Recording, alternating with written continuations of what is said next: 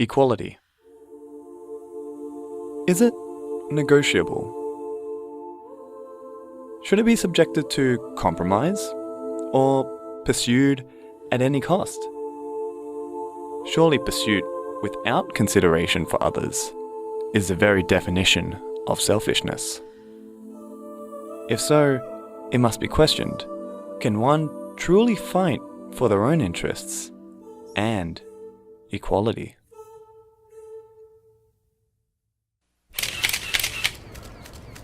You want me to explain what happened? Under the notion of equality, a girl from East Keilor High School tried to change our existing soccer league structure to one of her own making. However, we do not believe this to be an appropriate direction for the institution at this time. So you won't call for resignation? Under these exaggerated claims? No. So you won't do anything to address the concerns? Our season begins in a couple of weeks. We will not make such a large-scale change to accommodate one individual. With that said, the board recognises these events have highlighted concerns from a few female members of Education Soccer Victoria. Can you then please address Peter Carey's comments about a trial? Yes. As a token of good faith, we have decided to implement a small-scale trial that has been suggested to us. Education Soccer Victoria would like to announce that in 2019, the first boys soccer team from East Keilor High School will be open to female players. Good luck, girls.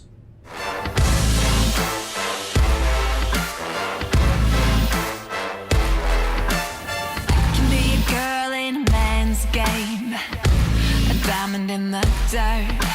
I'm pretty, but if you're in my way, might cut you till you hurt. 'Cause I can work, I can curse with the best of them. I can run, get it done like the rest of them.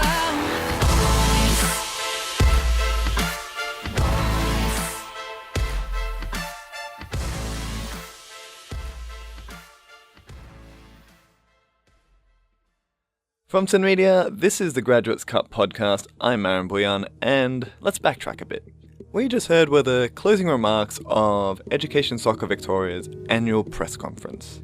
Normally an uneventful affair, these press conferences are usually a stage to let the public know how the organisation's high school soccer leagues are progressing.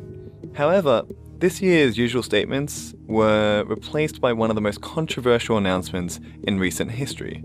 The plan to allow girls from East Keilor High School to participate in the top male league.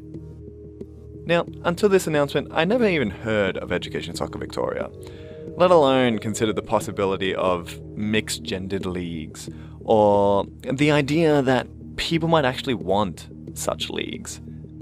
Coming from an engineering background, I am familiar with programs to improve the working environment for female employees. And initially I thought this trial was a more extreme version of that. I mean, it's no secret. Men absolutely dominate the sporting industry, and that things need to improve for women. With that said though, I wasn't entirely convinced this was the best approach to reduce inequality in sport. But that got me curious. How are people in the league reacting? Did they see this as a step towards tackling inequality, or something that just missed the mark? And when I started asking those questions, I realised there were a lot of things I didn't know. Like, what happened to Education Soccer Victoria to create this trial? And perhaps more importantly, how did one individual cause all this to begin with? With this in mind, I decided to document a visit to East Keilor High School. What I never expected though was the attention of everyone, just like Education Soccer Victoria, to be focused on one girl. From SYN Media, you're listening to the Graduates Cup podcast. I'm Marin Buljan, and this is my visit to East Keilor High School. Enjoy! What you need to understand is that this state tournament has been in the works for years. So whilst Alice deserves all the credit for pushing the idea and eventually establishing this trial, she never actually came up with it. The idea was first brought up after the Matildas destroyed the 2017 Tournament of Nations, and then again when the W League doubled salary caps. Suddenly, Australia had one of the world's most well-financed women's leagues. Professional players surged dramatically and women's conditions were shoved into the spotlight. However, it only went as far as policy making. Again, Alice really deserves all the credit for aggressively pushing for this and buckling everyone under her thumb. What is Alice trying to achieve through this? She knows better than anyone it's not easy for girls in soccer. Professional female soccer players make up less than 1% of professionals worldwide. It's perhaps the most unequal profession in the world.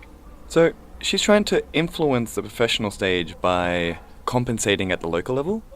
In a way, yes. She's attempting to use her position in the team to turn her dream into a reality. Has Alice already joined the boys' team? She has, but unfortunately for her, fewer girls have responded than she anticipated. So she's struggling to encourage others. The others are less comfortable with the idea of joining the boys' team. Alice is a go-getter with tunnel vision. She doesn't play by the same rules. If a solution is unconventional or detrimental to others, then so be it. That's what makes her intimidating. A high school student. Intimidating. Alice? Yes. Her ambition will definitely anger the boys. What do you mean? You should stick around for a bit. Her next move will create waves.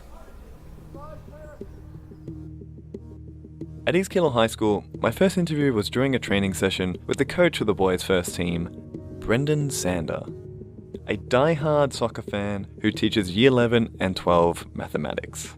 What I found interesting about him was the way he spoke about numbers and statistics, the fine details, 1 minute, but then in the next, he'd talk about the broader picture and the situation around Education Soccer Victoria. Yet still, Mr. Sander focused on Alice, on the scale of her current problems with other girls, the impact she's previously been able to achieve through this new trial, and her solution to encourage girls, despite likely provoking the boys' team. But how did Alice get to this point wherein she felt compelled to act? Well, let's return to the start of the conversation. Before I heard about Alice, or her ambitions and problems, to when Mr. Sander was describing the size and influence of the organisation Alice changed. Education Soccer Victoria. There are a number of reasons why the institution has grown so large recently, but certainly the biggest one is the way they've managed to make our league so competitive. Do you know anything about the structure of ESV? ESV? Education Soccer Victoria, the institution that manages all these school soccer leagues. I'm going to take that as a no. Okay, well, ESV is kind of unique in the way they've laid the groundwork for competitive school leagues. Victoria is split up into regions, and all the schools within a region compete against each other. The Year 7 to 10s compete in their own leagues, whilst the Year 11 and 12s compete in the first or seconds. And none of these are mixed leagues? No. Up till now, they've all been split into male and female leagues. Even this year, the first girls' league will stay the same. The only difference is that our school's first boys' league will now turn into a mixed league. Okay, besides this year then, it all seems fairly standard. Yes, where ESV differs, however, is their offer of a state tournament, otherwise known as the Graduates Cup, which is this big, long weekend tournament with every regional league winner for that season. Like the World Cup, the top goal scorer gets the Golden Boot Award, after which the winning captain gets a victory speech and the players receive championship medals? It's rather glamorous, but if that was it, students wouldn't be nearly as dedicated as they are. ESV wouldn't be nearly as successful or impactful as it's been. No. The real beauty of it, the reason why they call it the Graduates Cup, is because they also invite professional scouts. For the uninitiated, Australia's National Men's Soccer League is the A-League, with the W League being its female counterpart. And they're about as professional as you can get in Australia. For students, having a chance to impress scouts of this calibre is a very big deal. Perhaps it's part of the reason the school seems to have invested so much money in their sporting facilities. Just on my walk from the car park, I counted 2 AFL ovals, 4 tennis courts, and 3 soccer pitches. what I'm trying to say is that it feels like the school has a degree of reputation around sport.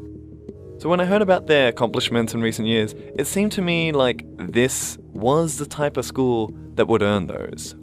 However, as you'll soon discover, this too only adds to the problem Alice faces. So, to sum up, players have been increasingly interested in school sport over traditional club sport because this state tournament has opened up a potential pathway to professionalism. What I can say is that 3 players from my squad last year alone entered A-League youth teams straight out of high school.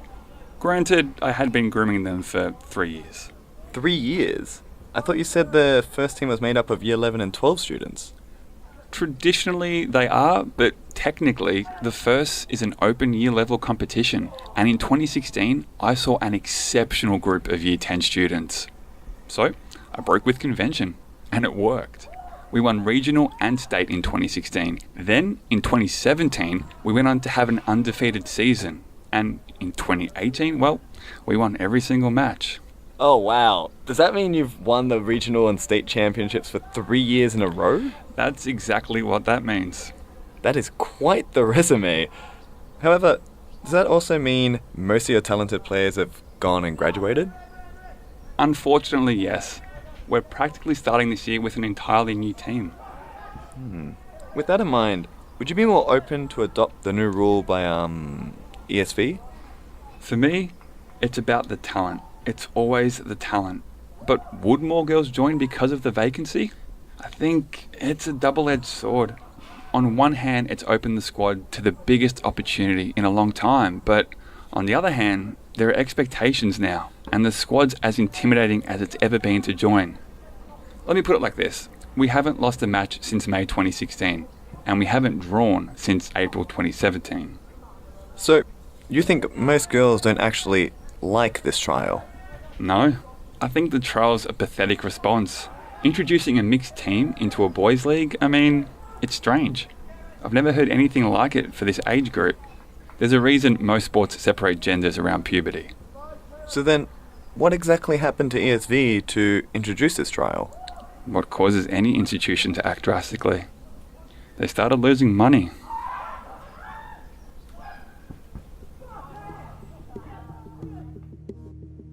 Remember what Mr. Sander mentioned earlier? Alice is a go-getter with tunnel vision. She doesn't play by the same rules. If a solution is unconventional or detrimental to others, then so be it. If a solution is unconventional or detrimental to others, then so be it. Well... Think of it like this. ESV has 3 main stakeholders: schools, sponsors, and soccer clubs. The rise of Alice led East Keilor to propose changes to the ESV structure. Now, given that the ESV structure has been essential to their rise in popularity, they're a little sensitive to changes. However, ESV not only rejected the proposal, they flat out dismissed it without due process. To me, this is an incredibly poor move, like pouring gasoline on a small fire. Suddenly, many students believed ESV were treating different genders discriminately. Word spread, sponsors left, soccer clubs with female teams weren't exactly happy, which roped the other clubs in. And there you go, a problem with every single stakeholder. So what do? You save face. You act drastically enough to stop the bleeding, but not enough to really change anything. So you create this pathetic trial. That way, if you pull out later, it's not because you didn't try, it's because the trial didn't succeed. They're betting it's easier and safer to just opt for the girls' league than it is to join a boys', especially the 3-time reigning champions. And how can anyone deem this trial successful unless enough girls willingly join? So, in your opinion, ESV views this trial as a temporary farce? I imagine so. Okay, well, there's a lot to dissect there, but you mentioned that this all began with the rise of Alice. Who is Alice? Alice is the person who popularised the rejected proposals, and also the one who almost bankrupted ESV. Fortunately for ESV, Alice was now focused on another group of people. After Mr. Sander excused himself to conclude the first training session, I came into contact with a girl named Grace, who was watching the training session from the sidelines. Through Grace, I discovered some boys already had a distrust of Alice. I haven't really thought about where she's trying to position herself within the team, but she's definitely aiming for something. She's dribbling a lot of players and scoring heaps of goals. A real A-grade, A-class Alice performance. Oh! I'll stop with the puns. How the boys reacted to this? Oh, what was it? Mars? Marin. Ah, Mr. Mars. It's been rather divisive. Some boys don't want girls at all. Others think it can help them reach the Graduates' Cup. There's a real battle waging right now for the direction of the team. How so? I only know so much, but at the end of every training session, Mr. Sander organises a practice match, and the practice teams lately have been looking awfully similar. From my understanding, they're trying to use the practice matches to sort between who deserves to be in the team. Obviously, if the team that doesn't play with the girls wins a lot, the opposite team's players wouldn't seem to be performing, and Mr. Sander will have less reason to select them for matches. Which would mean less girls play. And of course the same is true in the opposite scenario. Unfortunately, this has led to a mood around training that is really quite unfriendly. So, have you joined the team then? Me? No. How many no's was that? 10, 12, even numbers are truthful statements. Do you even play soccer? Yeah, but I play for the girls' first team, which doesn't right now have a spotlight glaring at it with a laser beam focus. I take it you don't want to be responsible for the outcome of the trial. Well, this isn't exactly what we asked for. What kind of trial is this? No one wants to be under that pressure, especially me. I am a pressure-free snowflake, unique, soft, and meltable under a spotlight. So is the boys' reaction that big of a conflict at this stage? Mr. Sander doesn't know about the rift at the moment, let alone how big it is, but if he did, well, let's just say nobody wants to pull that trigger. So yes, the conflict is fairly big. If that's the case, the girls must have had a sizable impact on the boys' team. Besides Alice, how many others have joined? Look at the practice game now. It's just Alice. You should stick around for a bit. Her next move will create waves. There's a reason for that. The solution to Alice's problem not only has to be big, but as nothing so far has even marginally worked, it has to be bigger than every other attempt she's made. And what makes it worse for Alice? The girls seem convinced to try another approach. So, not one other girl has joined so far. When the trial was put in place, for most of the girls, it was just a little too far for them. Mr. Sander believes that if no one joins, Alice will never change ESV. Actually, he said ESV is hoping for that exact scenario. Look, it's not about who joins. Right now it's about proving girls are capable of playing at the same level as boys. So for now, we're going to work on keeping Alice in the team. Then, when they reach the Graduates' Cup, we can figure out how to best showcase girls' talents. Personally, I'd like to see it go down the route of she's the man and have Alice pretend to be a boy. Because if she then gets approached by a professional male team, it would completely showcase ESV's hypocrisy. I can see where you're heading, but I think your plan may need some work. But more than that, do you know if Alice actually wants others to join? Yeah, but I think it's easier for the boys' team to accept girls joining if it's just a superstar like Alice. Plus, she's like the personification of the movement. Her accomplishments seem a lot bigger as a lone wolf than a pack, and no one really wants to ruin that image. I'm sorry. I'm just trying to wrap my head around this. We're still talking about a high school student, right?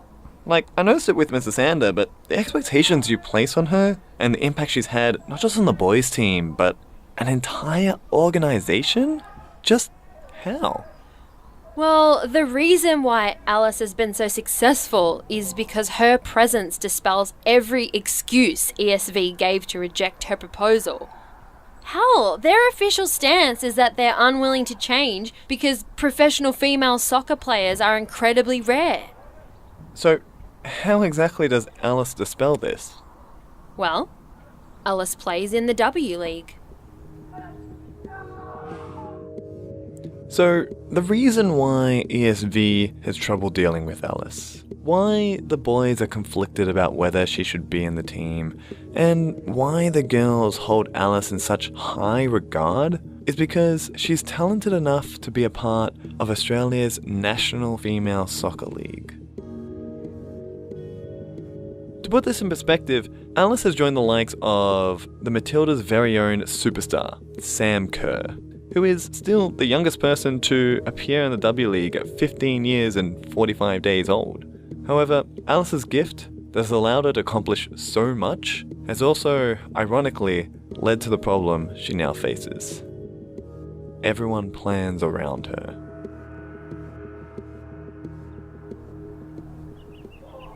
Still, that must be hard though. Half the boys are trying to kick her out. Your plan basically isolates her as that lone wolf. Wouldn't you think a pack of wolves could achieve more? Perhaps. Sorry, ignore me. I shouldn't blurt out opinions on topics I don't know much about. No, that's fine. I never really thought about it, but everyone seems to have a plan for the future, don't they? Perhaps I just thought this was the most peaceful approach.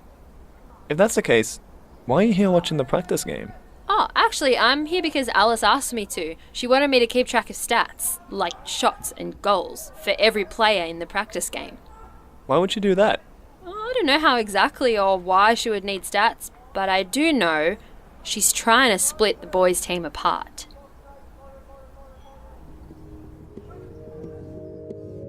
Soon after, as the practice game concluded and Grace realised she hadn't paid attention, she left in a flurry of panic to apologise to Alice.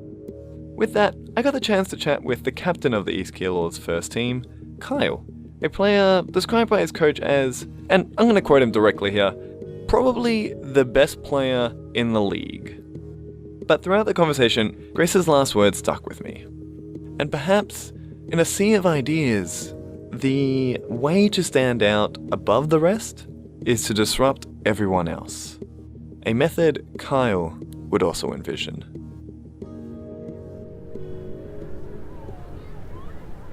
Mixed leagues on the whole are pretty stupid, but particularly here it's just crazy. I mean, it doesn't even feel like equality anymore. What exactly do you dislike about mixed leagues? Okay, well, let's say I tackle someone, right? If it's a girl, either I have to restrain myself, or if she gets injured, people assume I did it out of malice. Which if you're just playing socially, yeah, whatever. But here, if I can't play to the fullest, that impacts my chances to go professional. So then what do you think of Alice? Alice has spent all of our training days trying to show off. She hogs into the ball, she dribbles all the time, and she just shoots from everywhere. You know, I don't really get what she's doing, and honestly, it's kind of disrespectful to come into a team sport and just think you can just do whatever you want. Do you think she's trying to encourage other girls to join? No, the only girl watching is Grace, and even she's forced into it, which is just really sad. It seems like Alice must act pretty drastically to recruit these girls. It's worse than that. I mean, if this group of girls can't find the courage to play, no one in Victoria would. What do you mean by that? I mean, like, not only did they have Alice, but they organised the entire strike against ESV. The entire girls' team signed a petition, called sponsors, and met the W League representatives when Alice organised a one-on-one. They did practically everything as a group to inflate their presence. They should at least be expected to, follow through. You sound almost annoyed that they haven't. For the amount of trouble they've caused everyone, to stop right before I could prove how bad they are annoys me. You can't just send your best player forward and pretend you're all that good. I heard they have a plan if no one else joins. I've heard that plan too. Isn't it just convenient? So then, do you know if Alice has planned to recruit more girls? No, I haven't heard of any such plan. Not that it matters anyway. Why is that? Our first game is this coming weekend. We've only got one training left. If ever they expected to potentially play, honestly, today would have been the last day to join. Wait, no. If that's true, what exactly is Alice planning to do? Look, like I said, all she's done lately is just show off. Hogging the ball, dribbling unnecessarily, shooting everywhere. You know, if anything, she's acting like a striker, which is weird because she adds far more value to the team as a midfielder. Do strikers get any advantage in the state tournament? Everyone sees them score goals, but they also get less of the ball. You know, if anything, if you want to get scouted, you play in your best position. But Alice probably doesn't care about scouts. She already plays in the W League. That's right. I mean, she wouldn't care about the scouts, would she? She's just trying to show up ESV and achieve something at the Graduates Cup. This is why the guys who support Alice are so clueless. All they can think about is using her to get to the state tournament. They don't realize it'll come at the cost of the team's true potential. Wait, what do you mean? Alice doesn't care about the team. She's just trying to prove herself. Alice wants to replace our strikers so she can claim the top goal scorer award and the golden boot. I mean, the strikers who are helping her win the practice games are unknowingly helping her take their own position. You know, if it weren't for the consequences, I'd almost help her teach them a lesson. What consequences? No, it's nothing now. I mean, once the others hear of Alice's plans, she'll lose all support. Originally, I was concerned that if the girls planned to pretend they were all as talented as Alice would work, you know, they would have stolen resources and lied their way to the top. And I was worried it wouldn't stop there. After that, I thought it'd follow other workplaces. There'd be some sort of quota and we'd be forced to share, you know, like a 50-50. And, you know, that happened, you can say goodbye to the Graduates Cup we know. Or perhaps he's worried a girl more professional than him will steal his thunder. What? Admit it. You can only be worried if you think I might actually achieve something, and if that happens, you wouldn't be the star of the state tournament. That was Alice. Alice, the girl who almost bankrupted ESV, who coordinated the team towards one goal, whose very presence sparked discord within the boys' team. And if that weren't enough, the high school girl who plays in the W League. The one known to everyone stood in front of me. And after introductions, it took no time at all to get straight into it. I've heard a lot about you recently, but can you tell me, in your own words, what do you hope to achieve by playing in the first team? I'm hoping to change the attitude towards girls in soccer so we can get more professionals into the sport. I assume by first changing ESV. Yes. I believe if we change soccer at a local level, it will filter through to the professional level. Except you can't convince ESV to change. And why not? Do you honestly think that if ESV weren't convinced before, that this trial will change their minds? I mean, they said it themselves. To be successful, ESV must prioritize these events with the largest impact, and introducing your idea would relocate those necessary resources. I'd argue that promoting a growing section of your sport would be more impactful. And if that's the case, should we not ask for some form of equality? But this entire trial is a sham to equality. It makes people focus on genders, not the players behind the team.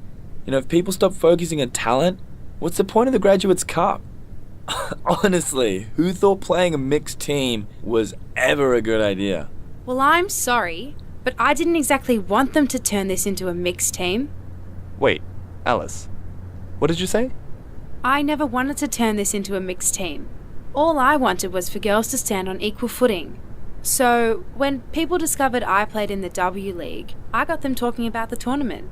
But to my surprise, ESV was having none of it and decided to install their own ideas. I think the trial's a pathetic response. Introducing a mixed team into a boys' league, I mean, it's strange. Well, this isn't exactly what we asked for. What kind of trial is this? When the trial was put in place, for most of the girls, it was just a little too far for them. I never intended for it to end up like this. I didn't want to restrict the boys in any way. But now, to get what we want, I have to. Alice, what change exactly did you propose to ESV? I propose the establishment of a female graduates cup. What you need to understand is that this state tournament has been in the works for years. The idea was first brought up after the Matildas destroyed the 2017 Tournament of Nations, and then again when the W League doubled salary caps. Suddenly, Australia had one of the world's most well-financed women's leagues. Professional players surged dramatically and women's conditions were shoved into the spotlight. The reason why Alice has been so successful is because her presence dispels every excuse ESV gave to reject her proposal. Hell, their official stance is that they're unwilling to change because professional female soccer players are incredibly rare. Suddenly, many students believed ESV were treating different genders discriminately. Word spread, sponsors left, soccer clubs with female teams weren't exactly happy, which roped the other clubs in. So what do? You save face. You act drastically enough to stop the bleeding, but not enough to really change anything. So you create this pathetic trial. That way, if you pull out later, it's not because you didn't try, it's because the trial didn't succeed. They're betting it's easier and safer to just opt for the girls' league than it is to join a boys'. The Graduates Cup is this amazing event that just last year helped 3 East Keilor players enter the A-League. It spurred East Keilor's ultra-competitive sport environment and changed the attitude schools take towards sport. So it's ridiculous to me to think that there isn't some sort of female equivalent out there. A girl can only compete against local schools. They cannot receive the same awards as a male player, and most importantly, there has never been an ESV event for girls to get the attention of professional scouts. So as much as we don't want to, I need girls to join this mixed team so that we can stop discrimination like this from occurring. I want to show ESV what the girls in these leagues can do. I want ESV to know that they made a huge mistake in not granting us a female state tournament because we will win. Not just a few matches, not just the regional league, we will win the Graduates Cup. We will prove to them that girls can compete on exactly the same level. And to do it, I plan to captain the team. Huh? I've asked Grace to keep track of the practice games, and I'll tell you what I've noticed. We've both scored 7 goals. Watch this season's goal count, because by the end of it, I'm going to beat the best player in the league with it. Then I'll be in a position to compete for the captaincy. That's what I have to do. I need to use the captain's victory speech at the end of the state tournament to criticise ESV in front of their biggest sponsors. Nothing else I can think of can send a clearer message.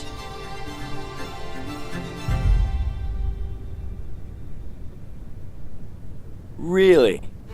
You have to go for the captaincy? Really? No. Not like this impacts anyone, yeah? It's not like humiliating ESV is going to jeopardize anyone getting a contract, yeah?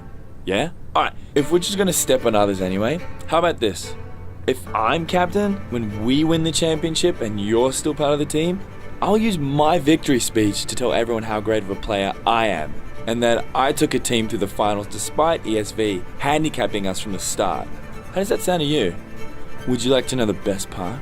If you're captain at the Graduates Cup, you won't have Grace's plan to save you, because as the face of the team, you can't pretend to be a guy. Doesn't matter. Grace just announced she's joining the mixed team.